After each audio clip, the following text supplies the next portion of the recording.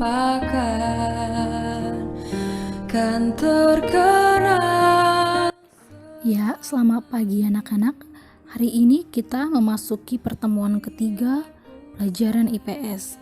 Hari ini kita masih pada topik kondisi geografis Indonesia. Minggu lalu kita sudah membahas peta, luas dan letak wilayah Indonesia. Baiklah anak-anak, kita mulai dari kondisi iklim di Indonesia.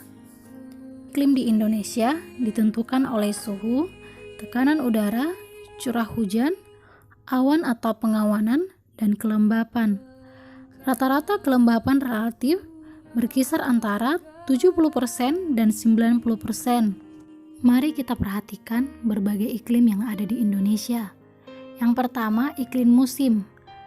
Posisi Indonesia berada di antara benua Asia dan Australia, serta di daerah tropis, menyebabkan Indonesia beriklim musim. Iklim musim terjadi karena pengaruh angin monsun yang bertiup dan berganti arah setiap 6 bulan sekali. Angin monsun di Indonesia terdiri atas angin monsun barat dan angin monsun timur. Angin monsun timur juga dikenal dengan angin monsun tenggara atau angin monsun barat. Angin monsun barat bertiup dari benua Asia yang sedang mengalami musim dingin menuju ke benua Australia yang sedang mengalami musim panas antara bulan Oktober dan Maret. Sifatnya basah. Pada saat itu, matahari ada di belahan bumi selatan. Pada bulan tersebut, Indonesia akan mengalami musim hujan. Yang kedua, angin monsun timur. Angin monsun timur bertiup dari benua Australia yang sedang mengalami musim dingin menuju ke benua Asia yang sedang mengalami musim panas. Terjadi antara bulan April dan September. Sifatnya kering.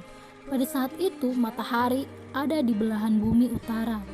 Akibatnya pada bulan tersebut Indonesia mengalami musim kemarau. Selanjutnya, iklim tropis atau iklim panas. Indonesia terletak di daerah garis khatulistiwa. Iklim ini disebut iklim non-kering atau tropis.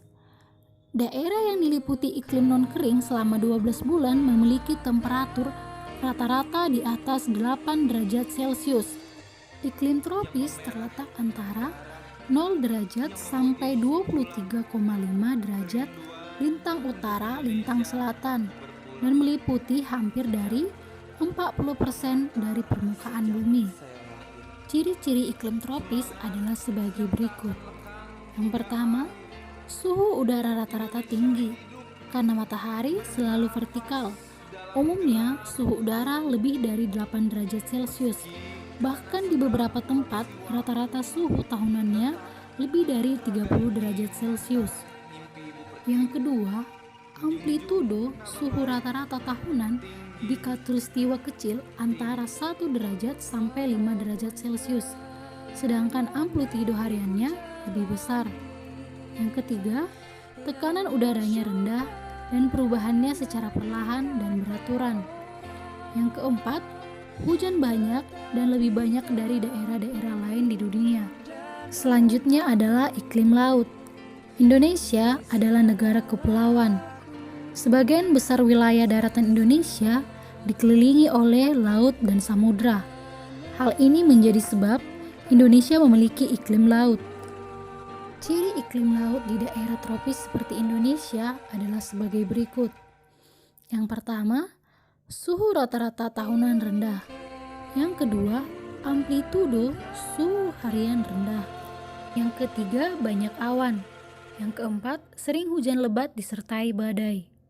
Wilayah Indonesia terletak di daerah tropis yang dilintasi oleh garis ekuator atau khatulistiwa.